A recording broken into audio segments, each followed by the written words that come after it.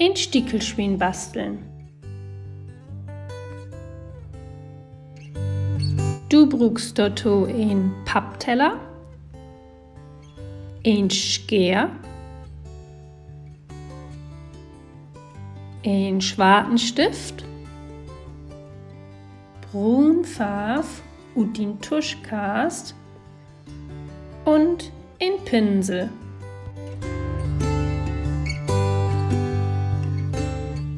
Zuerst knickst du den Pappteller in Mierend und schnittst dann an der Linie entlang durch.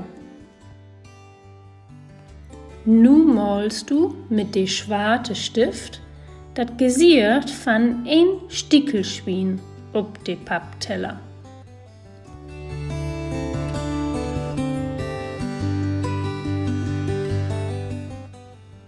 Du kannst an dieser Stelle das Video gern stoppen und das Gesicht aufmalen.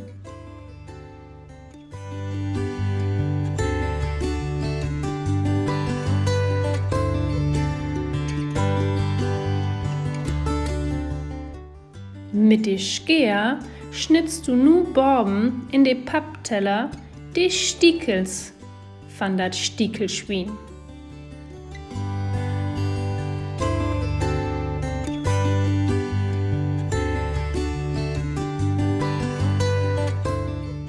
Zum Schluss mit der Farbe und den Tuschkast und die Pinsel das Stickelschwein noch mal anmalen.